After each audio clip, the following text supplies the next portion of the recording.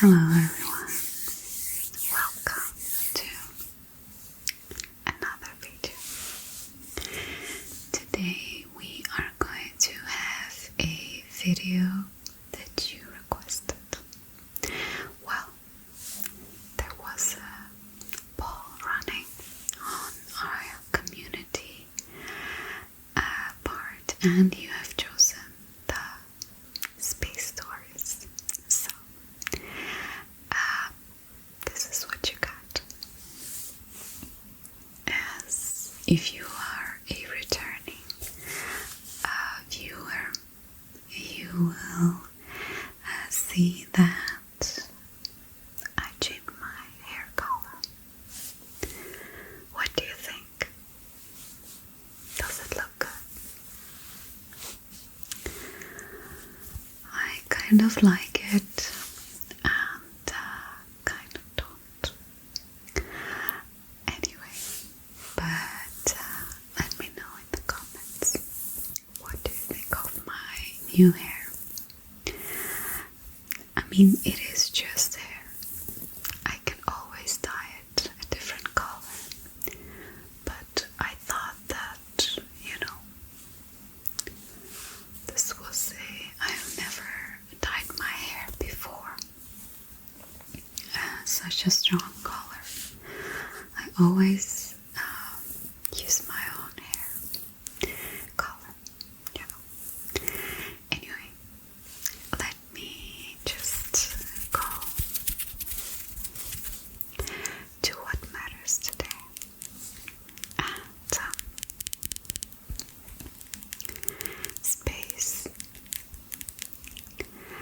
I love anything about space and stars, astrophysics, and all of that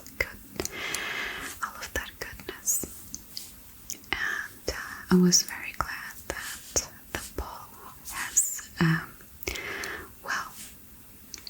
I was glad that you answered, and I was glad that you have chosen the space stories.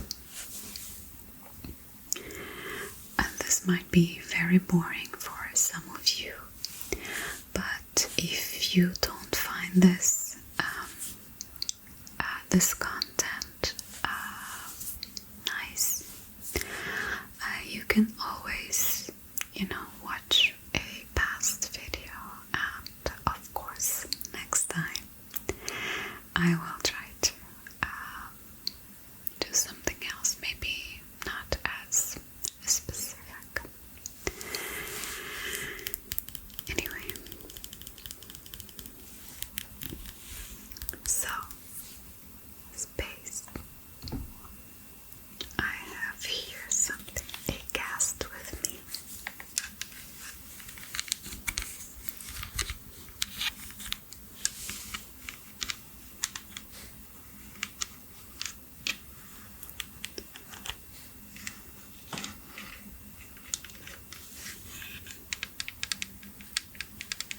As you may see, this is an astronaut,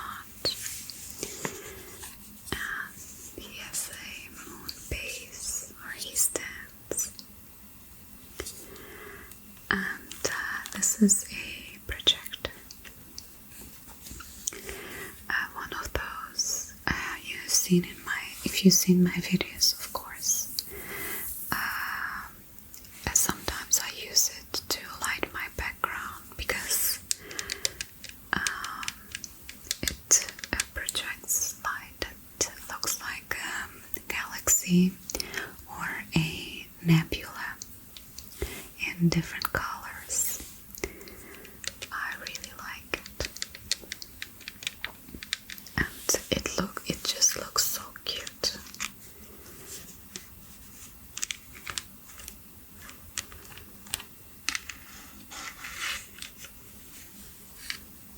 It also has a laser here at the top, but I'm not really a fan of lasers. It's that green color.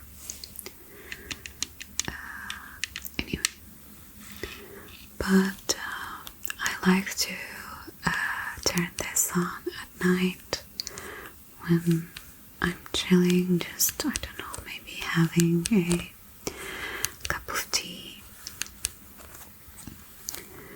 I would like to be that person who says having a glass of wine, you know, très chic, fancy and all, but I don't drink. Well, I do drink, but I drink very little. I have very small tolerance for alcohol, so it's the tea for me. It's the tea for me. I'm a poet and I don't know it. Alright, so we have our cute astronaut, and his name is Sharik. So Sharik is a name that I've given to him because of his head. It looks like a ball. It's a huge ball. I mean, and you can move it. Pretty cool. You can detach it as well. I think it's magnetic. Anyway, but yes, his name is Sharik, and Sharik means ball in Russian or Ukrainian or whatever. Not quite sure if it goes to most of that region, Slavic languages, but yes. So Sharik is my guest today. But yes, let me start with first thing about space. So, as you may know, our galaxy is called Milky Way. And Milky Way has a lot of neighbors because it is located in a cluster of galaxies. The cluster of galaxies is called Virgo cluster, and you may have heard about this galaxy already. It's the closest to us. It's called Andromeda. So Andromeda galaxy is our neighbor with a pretty cool name, and it's also the galaxy that is going to crush with ours.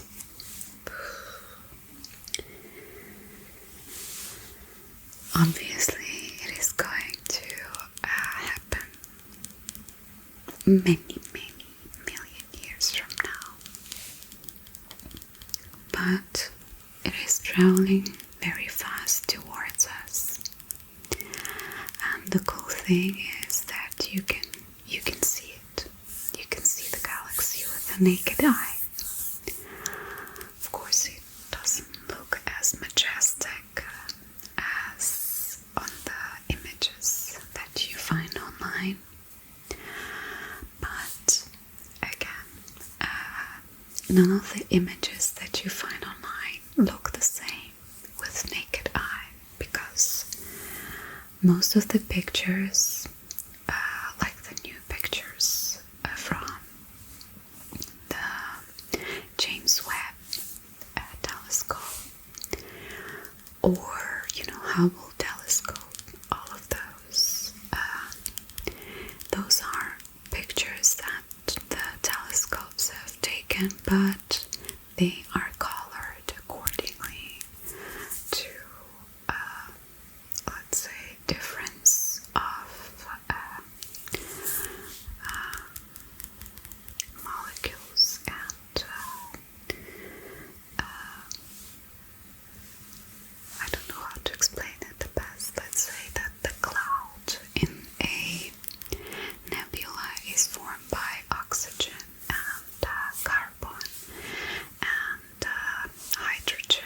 So they just assign different colors to all of those, and they color the picture.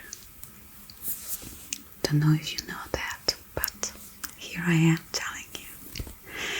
So most of the pictures that the telescopes take, they are black and white. There's absolutely nothing else going on. So there's no those like green and red and yellow, you know, like we tend to see on those amazing pictures of nebulas and also stars and galaxies. But it is just a representation, so we can picture it a bit better. Anyway, where I was going with this. So our neighbor Andromeda is going to shock with or collide with the Milky Way some million years from now.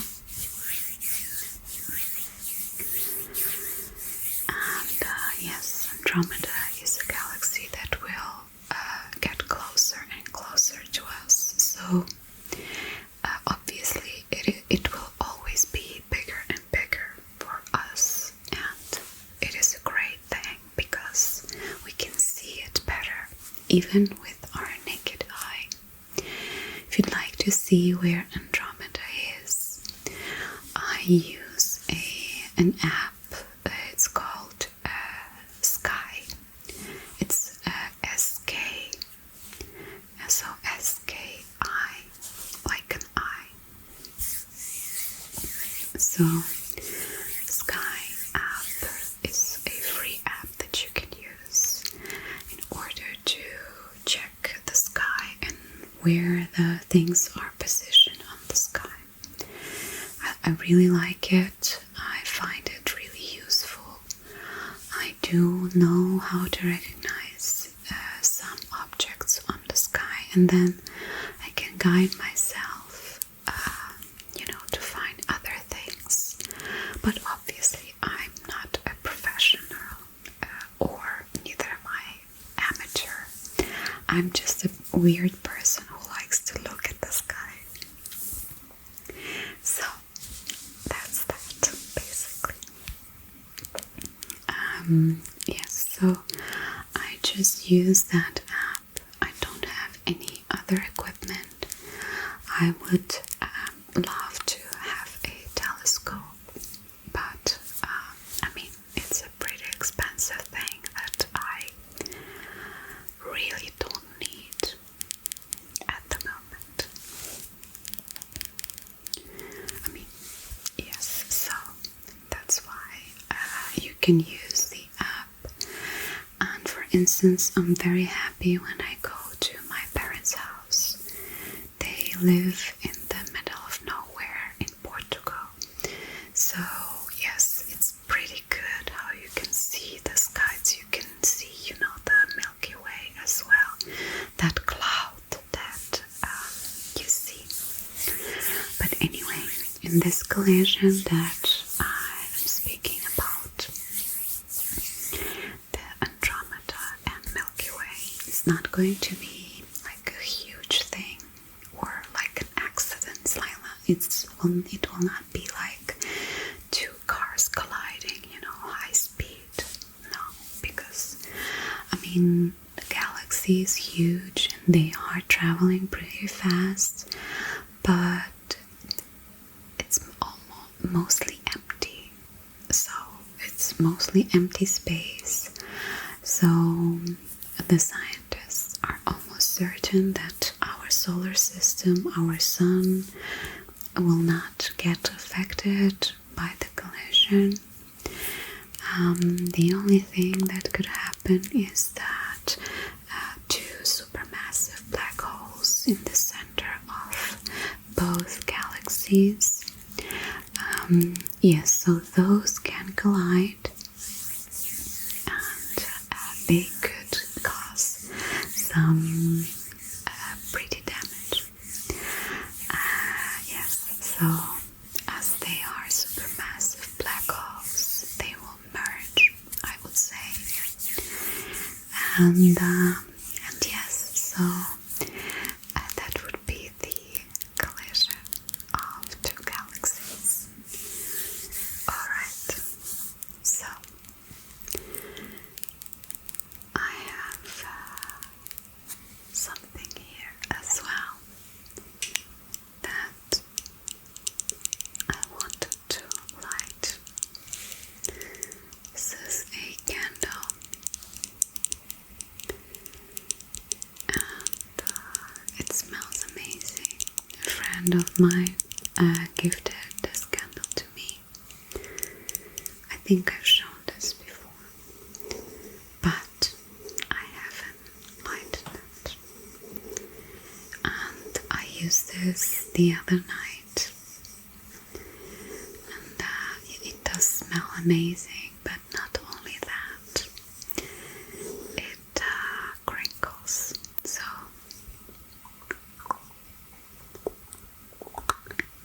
it has one of those wood thingies that you burn, and given that it is wooden, it crinkles. So let me light this for you so we can hear the amazing space stories with the crinkles at the background.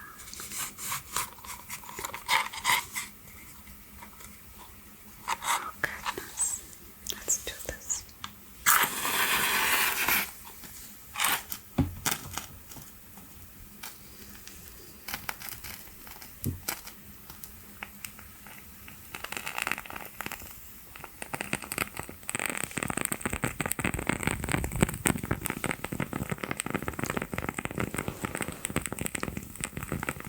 Can you hear it? I'm certain you can.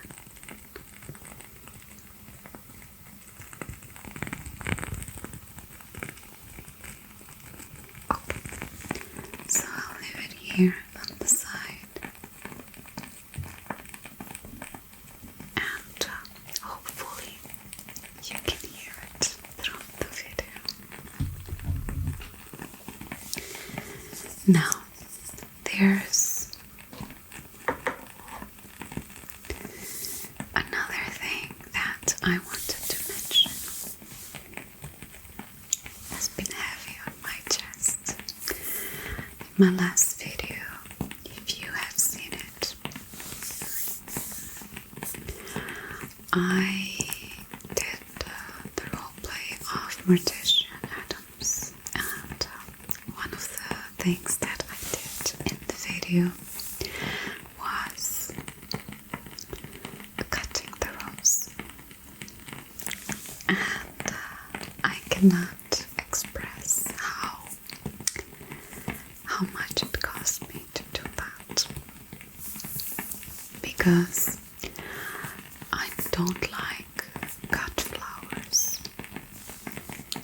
If you ever meet me and give me a present, don't give me flowers unless they are in the pot and they are alive, you know, because I really, really don't like that people cut flowers just because they are pretty, you know, and they want to take it to their house and own it, you know. So that flower will, I know this is just a notion of mine, but you can observe something that is pretty, and it doesn't necessarily mean that it belongs to you. Anyway, I could ramble about this a long time, but I just wanted to say that I kept the rose, okay? And it's still kind of alive. I've been taking care of it and putting it on the sun every day. It is cut, and her sisters are alive as well, so I don't like, as I said, I don't like cut flowers. sometimes when there are flowers in the supermarket, when I go there, I will go and see if there are flowers that are not the best looking, which means that probably nobody's going to buy them and they are going to be thrown away. So it was the case with the roses that I bought. They were not looking the best, you know, and well, anyway, not looking the best, and I decided to get them to, you know, do the part of mortician. So yes, she's still alive.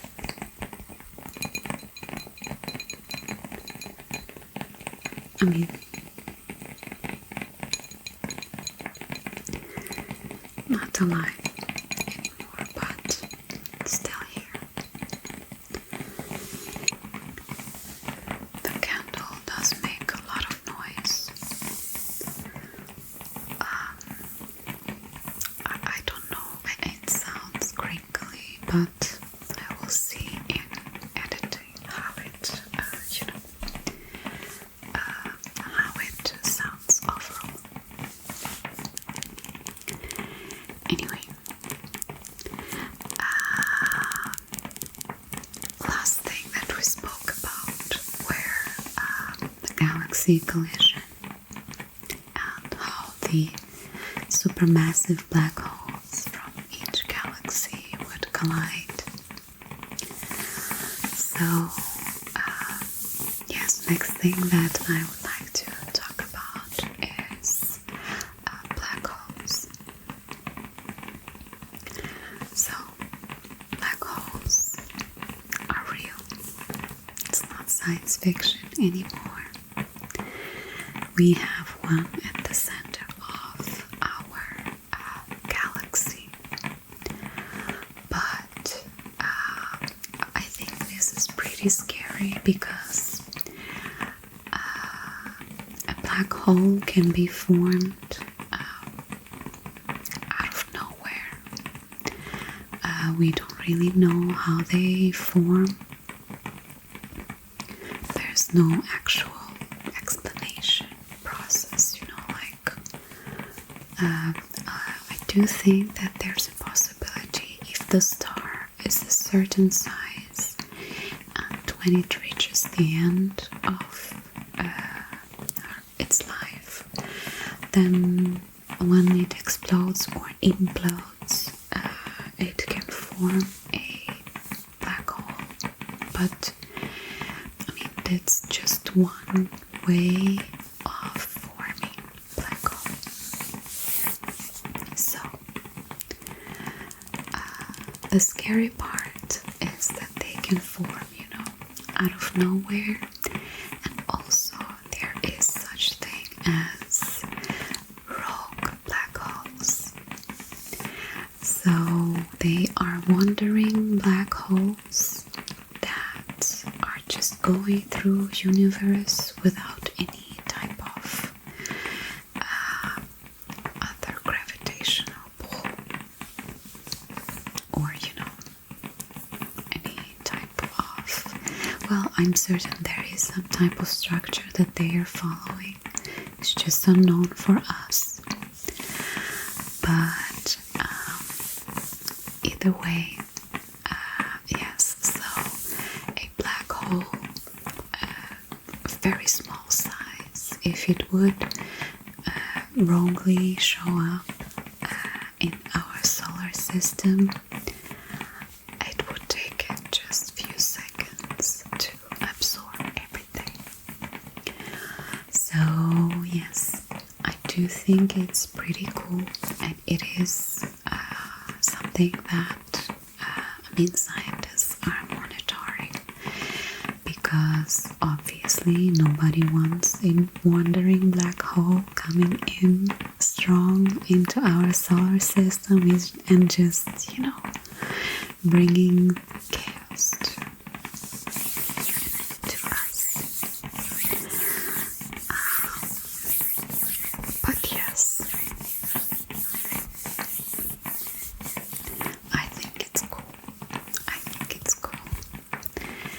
And scientists are even making small, really small black holes in CERN collider.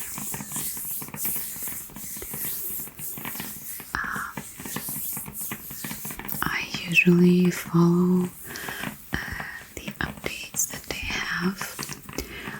CERN collider, if you don't know what it means or what it is, it's a particle accelerator. So basically scientists take particles and collide them at very high speed, and that brings them to discover new things about the particles, such as, for instance, scientists are trying to find neutrinos. Neutrinos are part of the structure, the small structure of the universe, and supposedly thousands or millions of them are passing through us and everything else around at every second, but they are called neutrinos because they do not interact with any other particles. So yeah, anyway, CERN collider, particle accelerator, and they do form black holes as well there, but they are not stable. So so they disappear right away. Some people do say that oh my god, they are going to create a black hole here on Earth, and like the Earth is going to be absorbed, sucked into the black hole. I mean, with the current disposition of world, I wouldn't mind if that was the case, because anyway, let me just change location. Okay, so I've changed the location of the candle. Let's see, because I feel like it makes more noise than my voice. Maybe that's a better thing, Anyway, but speaking about collisions and black holes, let me mention something else. And that something else is called Eridanus Supervoid. So it's called Supervoid because it's a huge part of space that doesn't have anything. So obviously we can only see what we can see, with the machines that we have and stuff like that. Obviously our eyes are very limited, our sight is very limited to the spectrum of the light that we can see, but there is a lot of other things, waves that we cannot observe. And the supervoid, as other things in the universe that are far away from us, was observed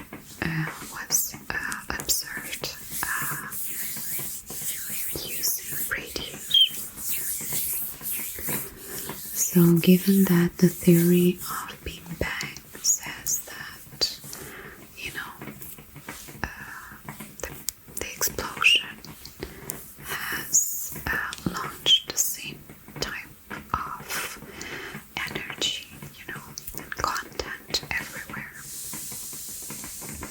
and yes, so the radiation should be more or less indicative, of what is going on.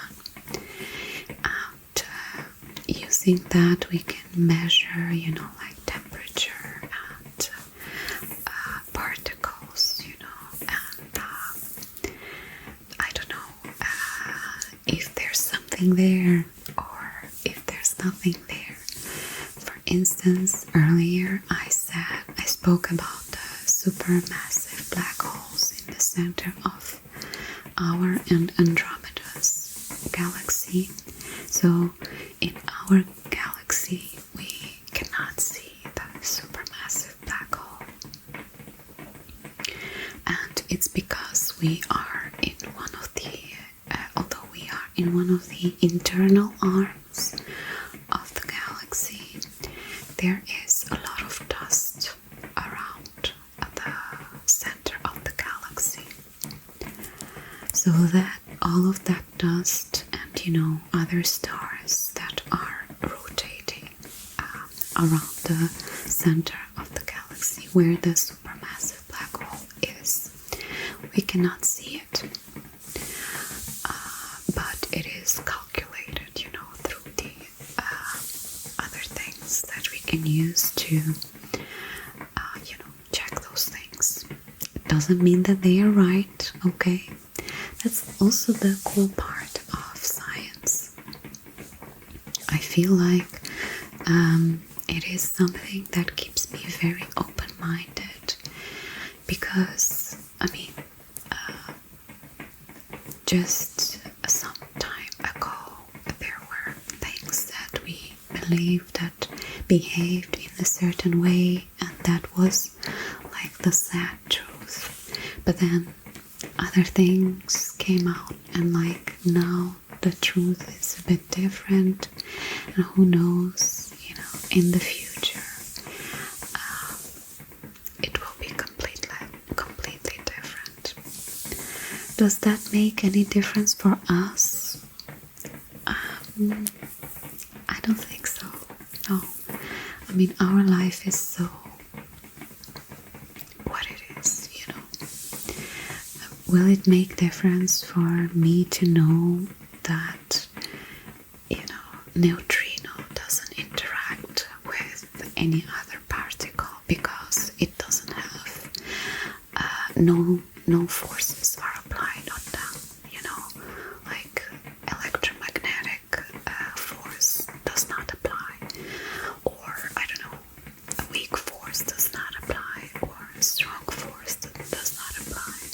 Gravity, of course, does not apply on the particle level.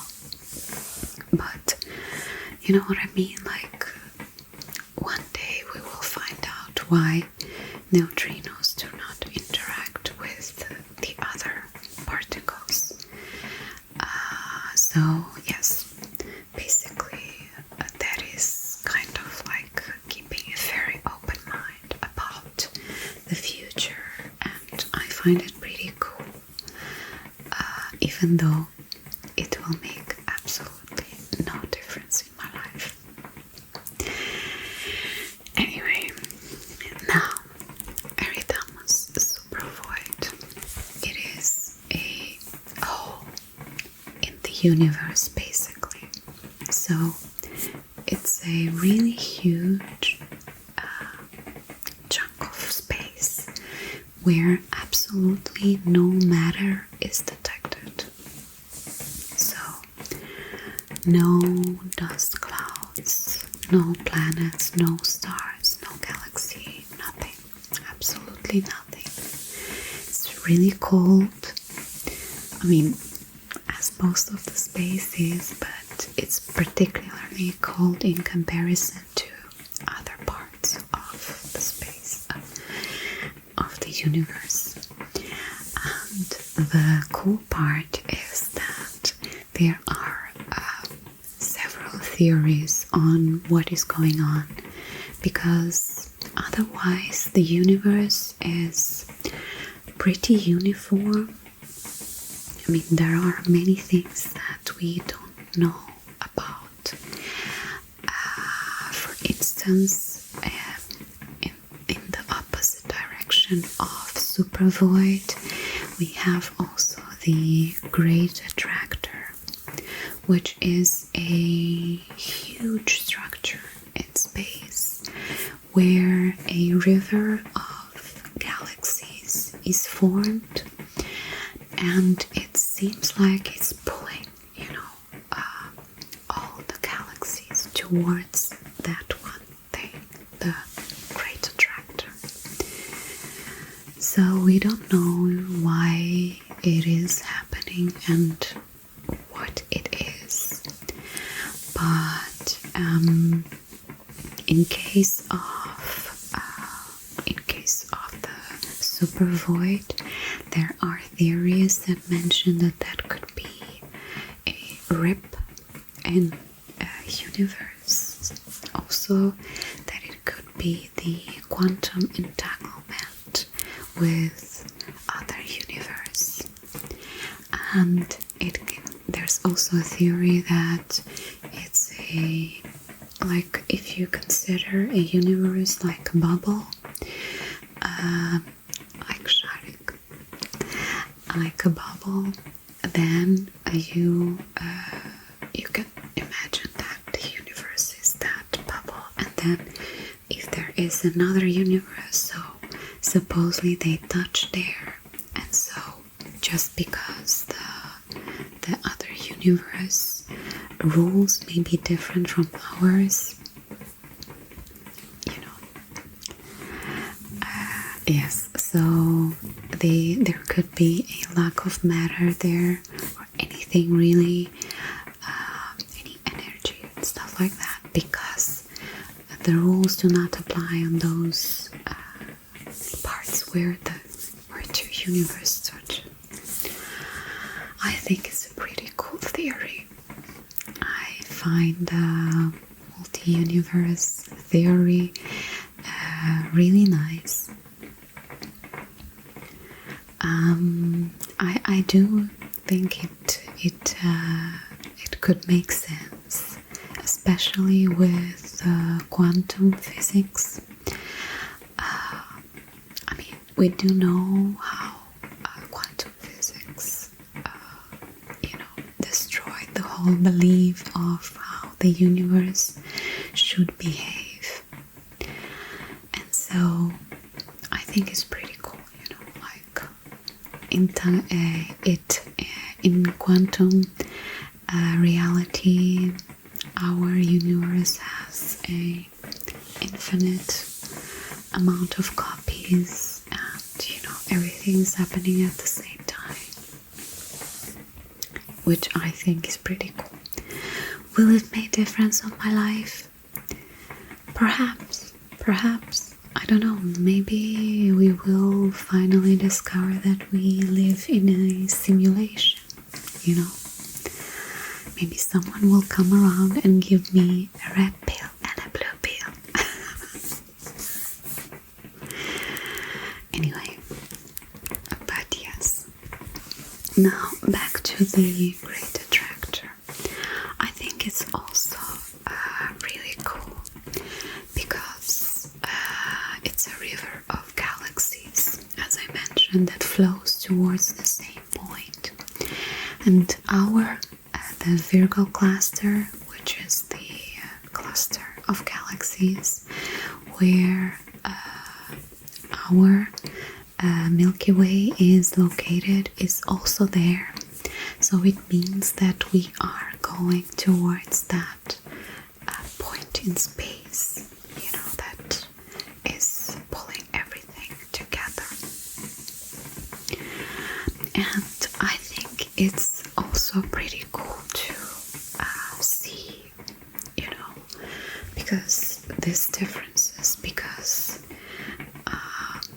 with the Supervoid we have the emptiness, and here we have something that is pulling everything together without like a substantial something there that would create a gravitational pull towards it. So let's say that, I don't know, we are being pulled towards our supermassive black hole, and in the center of our galaxy, because it creates that gravitational pull that makes us, rotate and stay there.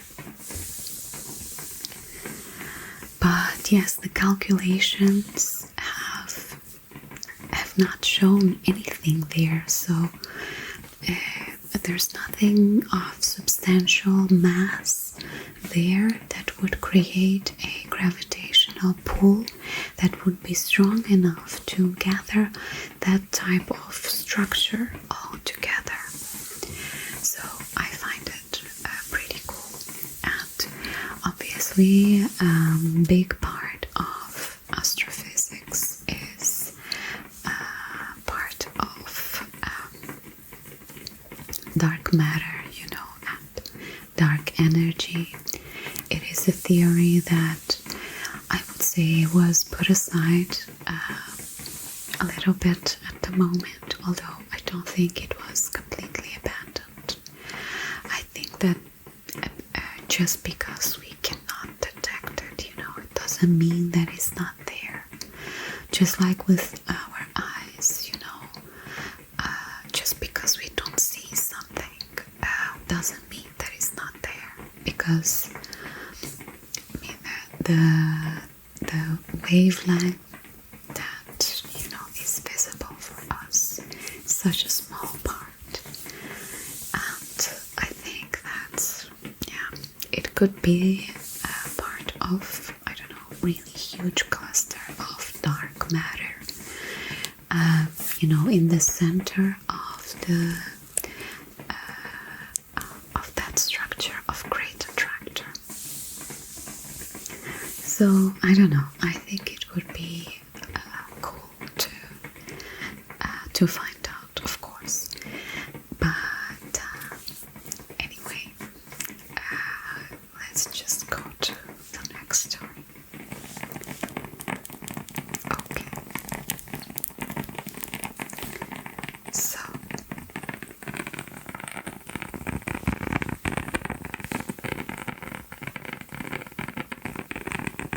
as much as I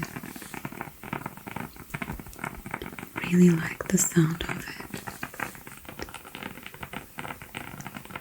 I feel like it's crackling louder than me. So I'm going to put it out.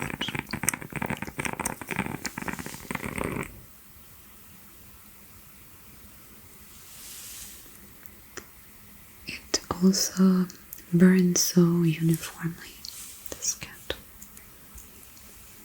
I really like it. Now you will have to focus on my voice. If you don't like it, well, you can leave at any time, you know that. Alright, so we have spoken about many things already, but I got a few more.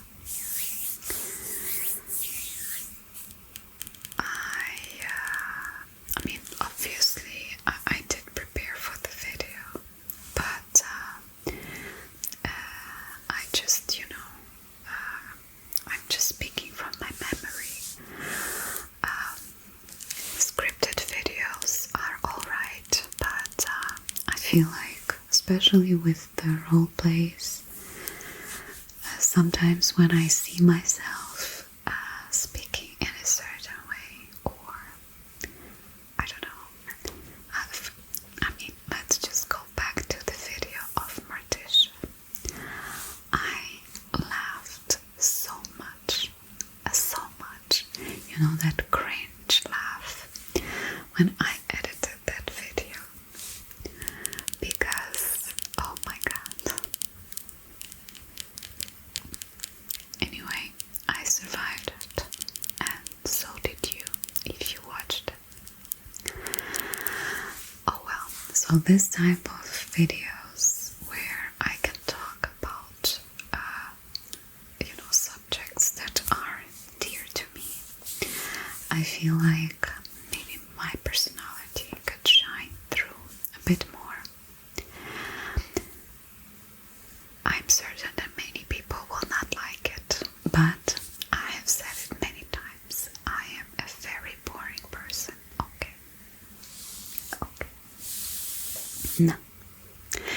let's talk about something else that is not boring, okay? And it is about a flash of light that was detected in constellation of boots. Yes, like boots that you wear. Anyway, so it was huge but really quick. So it lasted just, a few hours, if that much. And I mean, it was very surprising for the scientists because obviously explosions that emit that much light, or that type of flash of light that travels in, so much into the space, usually are supernovas, So it's an explosion of a star that we can see and detect, stuff like that. But supernovas, obviously, it's a phase or a deterioration of the star. So there should be a star first, and then there's explosion, and then there's a nebula that stays there with all the, all the particles and gases and all of that usually forms new stars or planets and stuff like that. Anyway, the flash was there for a few hours and then it was gone. But usually, if it would be supernova, there would be a star, and not only that, there would be a cloud. So after the explosion, there would be a nebula, so a cloud of gases that stays there and creates new things. This is how the universe works.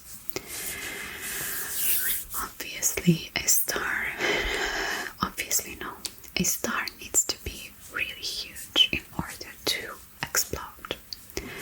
Otherwise, it will not, because it needs a lot of energy in order to first create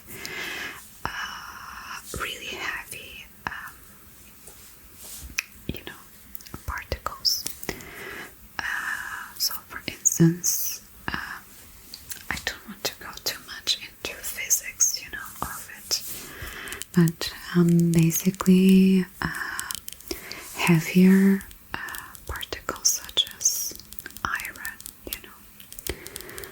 up to iron,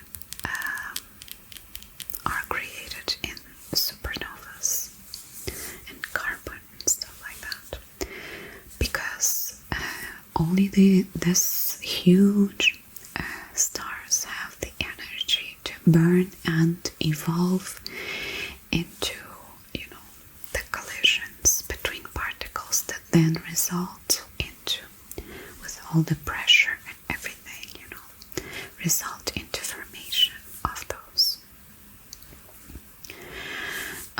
elements, So the heavier the element means that it took a bigger object to create it.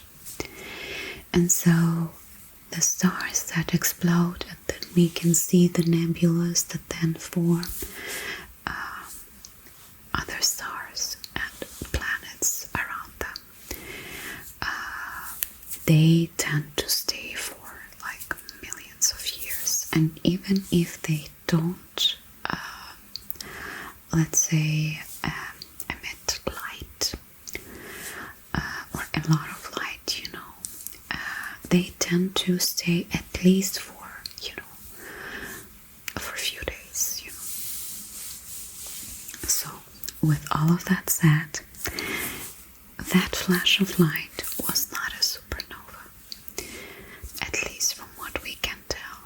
Maybe it was a different type of supernova that, where the star exploded and it emitted a lot of energy out, but did not form a nebula, so the energy was dispersed.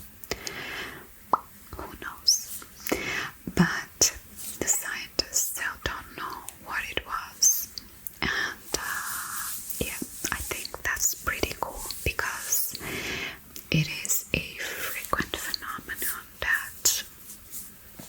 we receive information from space, given that radio or light emissions, that we have no idea what's that about.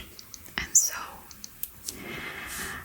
as I said before, I think that is really a good way to keep the open mind towards what is being captured, because I mean, it could be something, I don't know, there's a theory that was a that there is something there, but the combination of light waves that that created the explosion and now that stay there are from the opposite spectrum, so let's say like infrared and ultraviolet all together, like the blue wave spectrum and then the red wave. So it really doesn't make sense because they do not work together, Anyway, but the theory is that it could have been an experiment that someone was doing on a star and it went wrong, So on a Kardashev scale, it's a scale for like a level of intelligence. There are 6 levels, so it could be, like a level 6, or not even that. It could be a level 1 type of civilization that was trying to capture energy from their star in some type of, contraption around the star, or using something to collect the energy, and it went wrong, and so the star was really big, but maybe because of the method that was being used, it disappeared.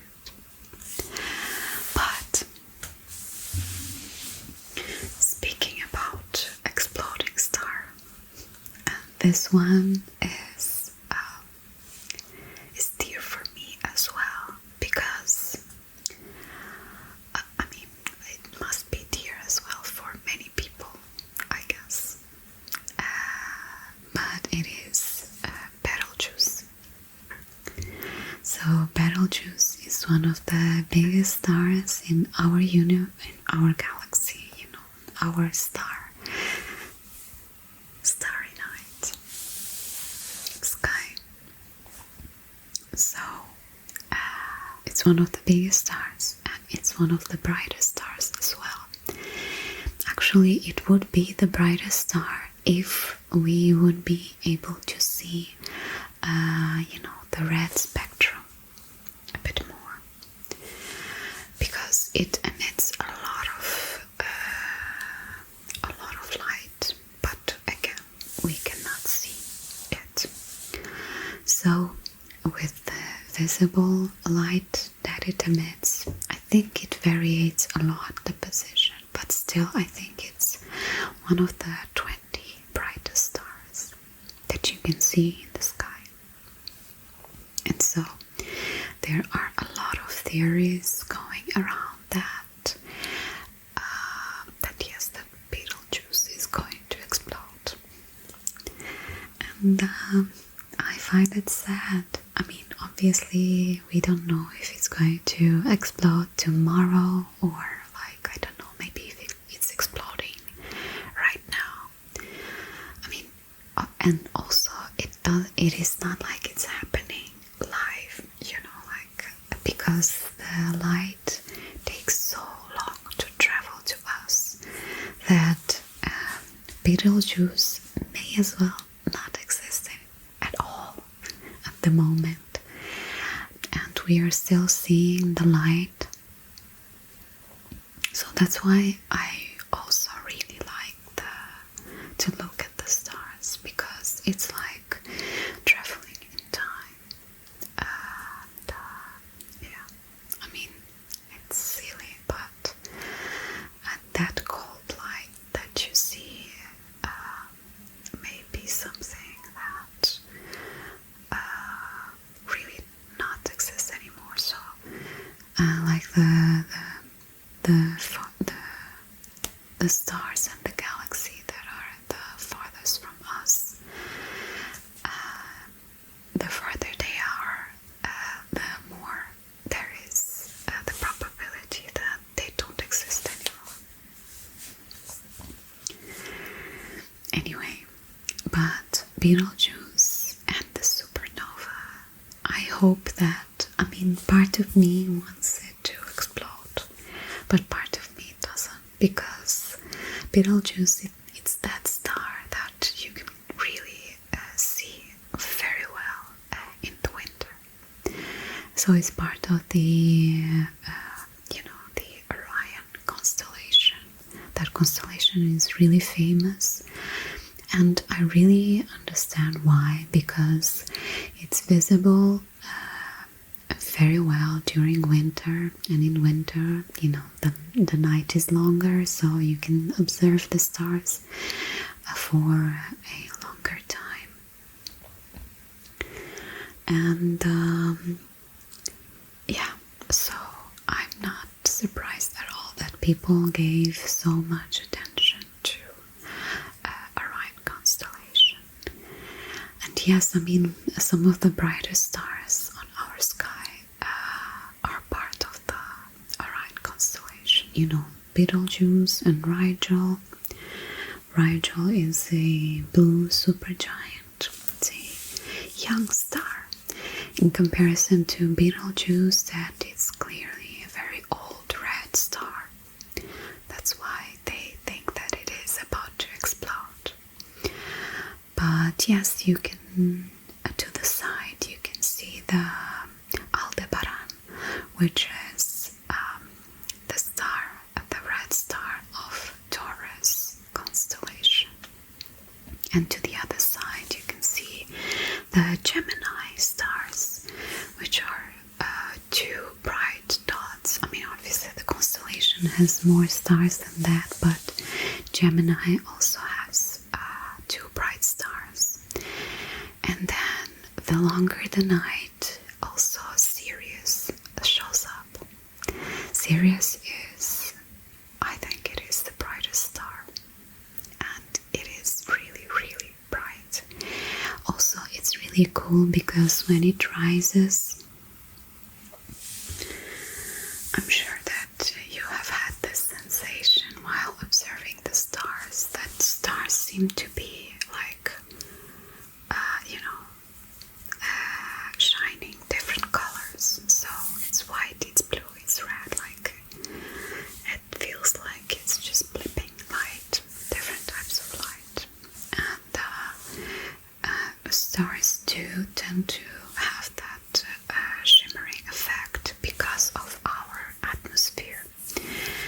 And because if the star is close to the horizon, so if it's just rising, it will be going through much denser part of the atmosphere.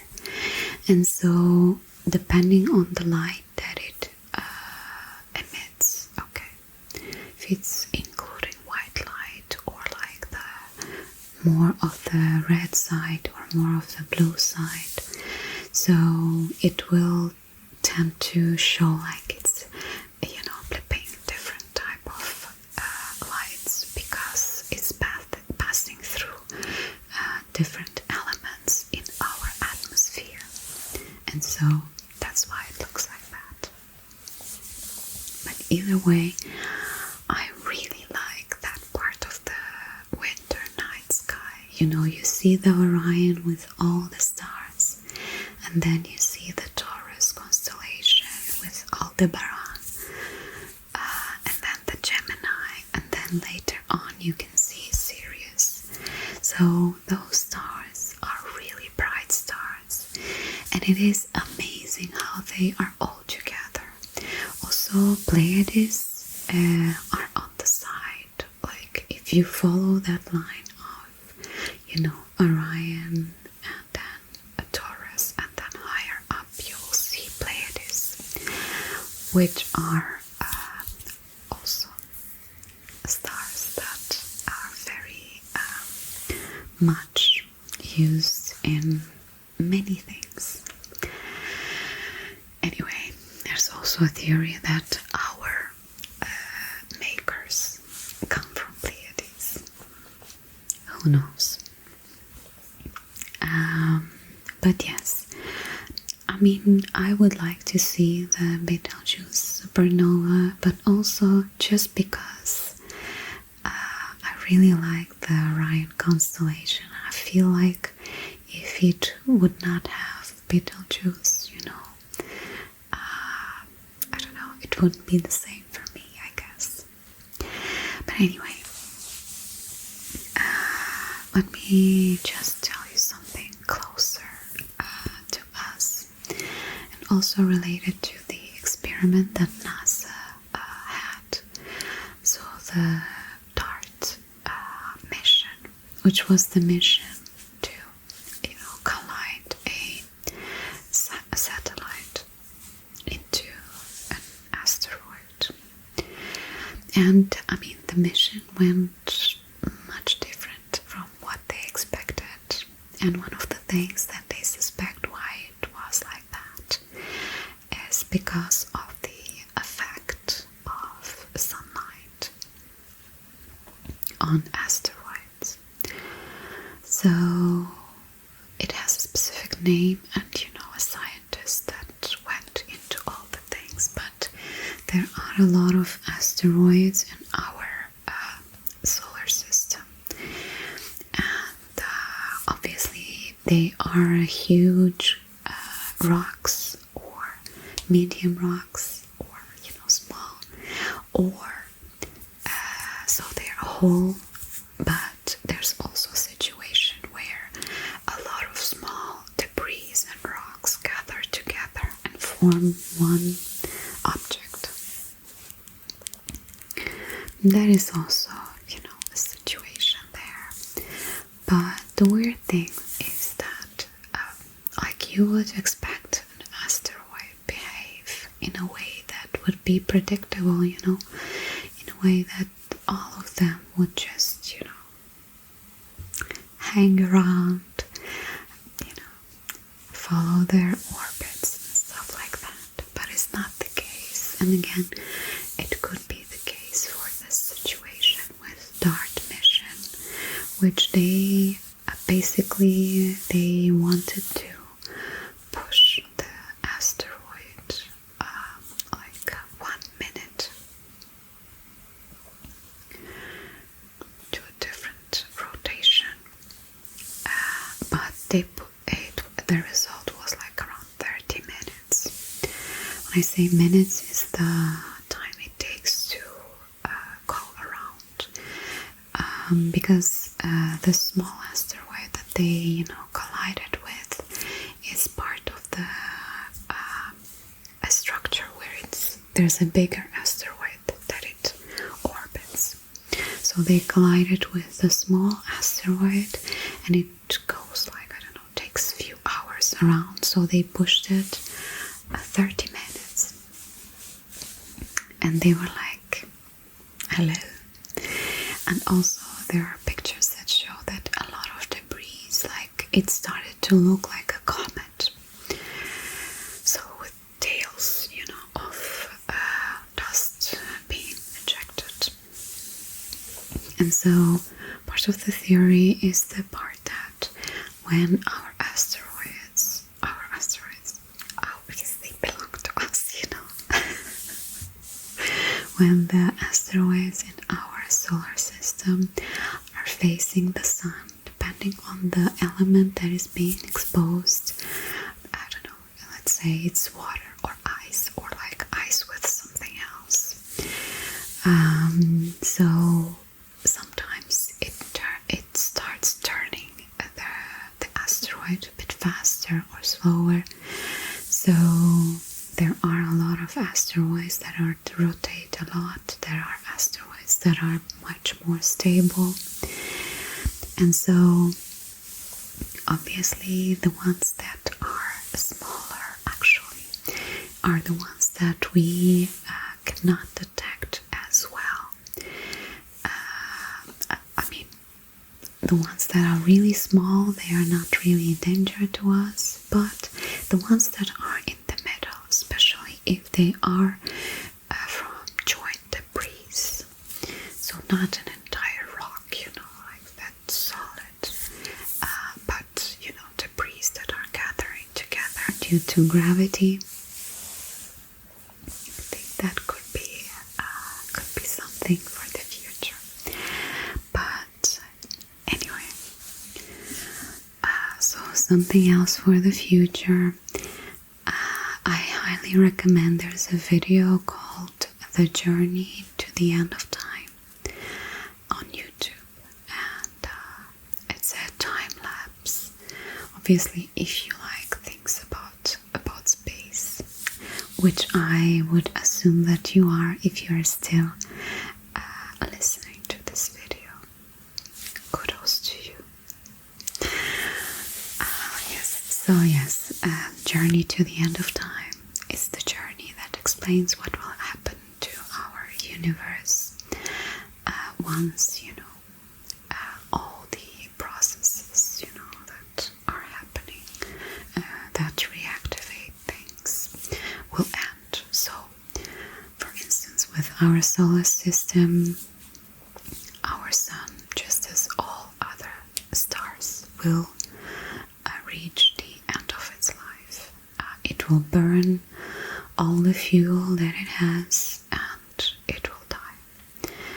And as with many other stars, our star is not big enough to create a supernova, so it will turn into probably a brown dwarf, and it will cool down and eventually cease to exist at all. And so, yes, as I mentioned, many stars are not big enough to explode into supernovas, and so the process of renewal will be much less frequent until it will, there will be no more matter that would create the superstars, that can explode into supernovas. And so, well, I don't want to spoil, but if you like to see how the universe will end in a, really calm way, that may have nothing to do with us, again, how does that affect me? In no way whatsoever. I will be long dead, hopefully. Anyway, but speaking about stars and galaxies, and our sun is a single star. I don't know, maybe you have heard of this, but most of the stars in our galaxy are binary. So there are two stars that are rotating, together. So our star is a loner because it doesn't have a pair. So it exists alone, but we have the closest star to us, star system to us, Alpha Centauri.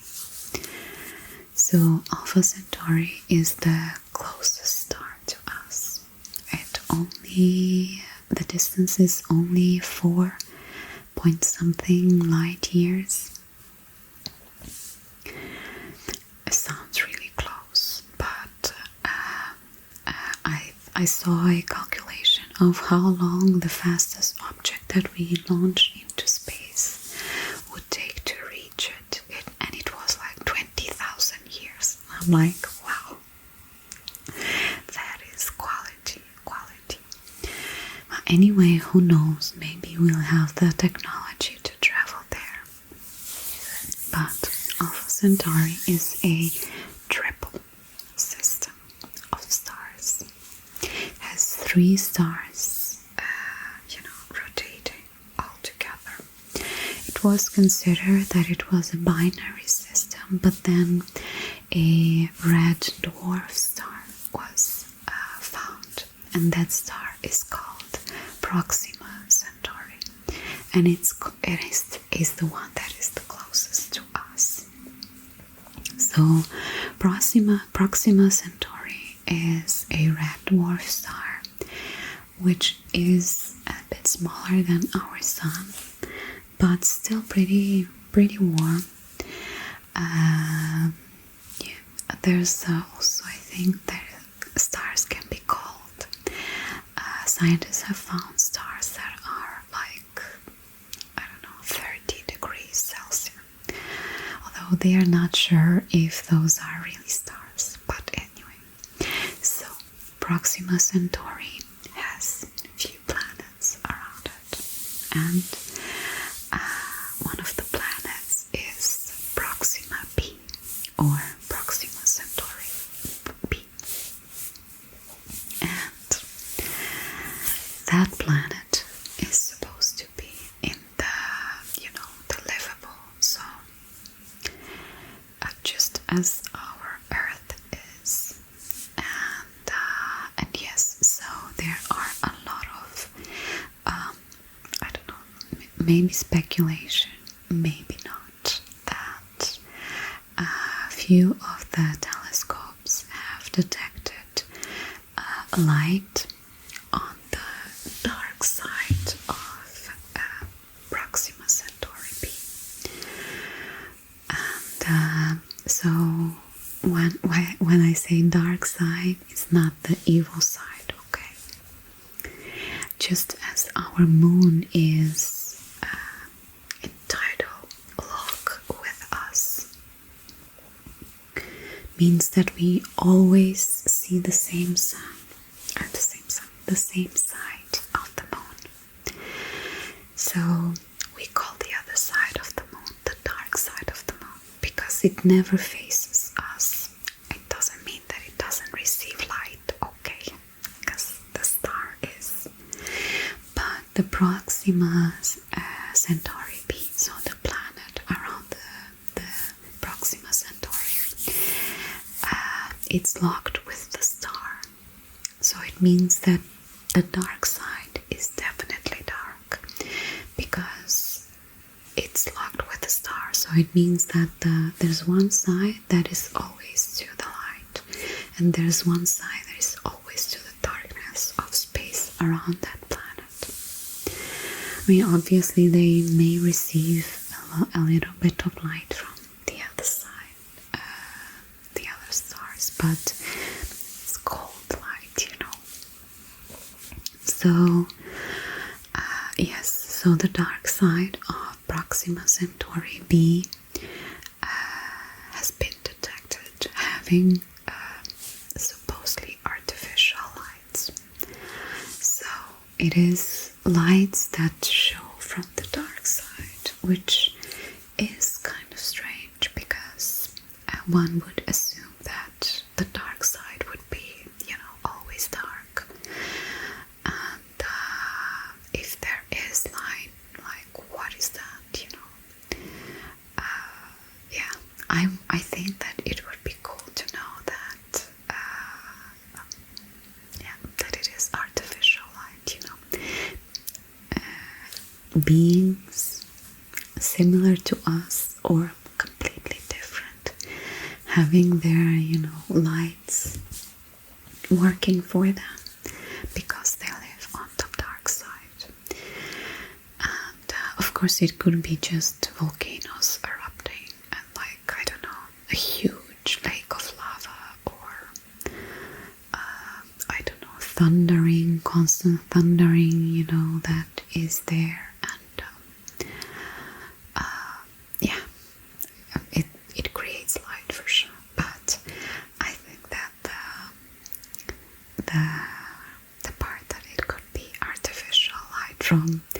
intelligent beings. It would be pretty cool.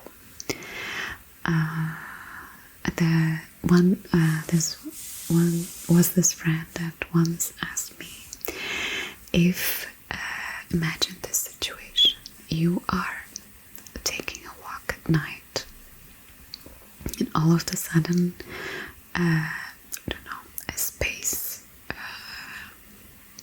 don't want to say UFO, but yeah, a space object lands in front of you, and the door opens.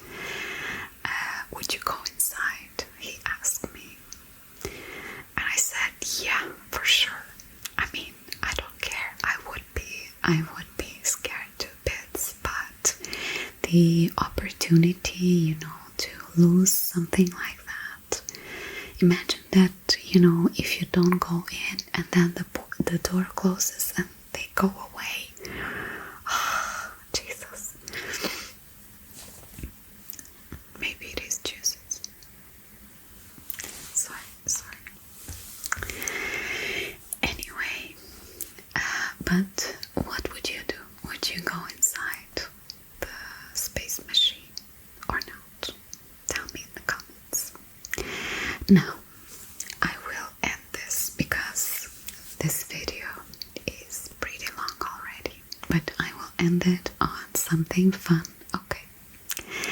And the fun thing is a cloud of alcohol in our space. It's like the gods' bar or pub or I don't know, distillery.